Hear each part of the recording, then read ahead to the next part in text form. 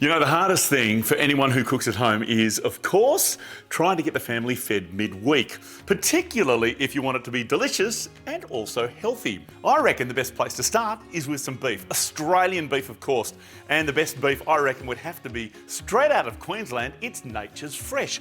It's pasture raised and it's nothing but natural beefy goodness, perfect for the family. And what's on the menu? Well, I reckon it's time to reinvent the beef stroganoff. What I've done is cut the beef rump into nice fine strips. Then we'll just dust it with a little bit of flour and some celery salt. It's a great flavour combination.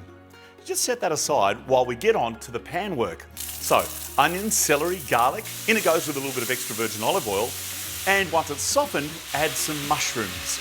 That's going to need to cook for at least 5 minutes, but once it's done, set it aside.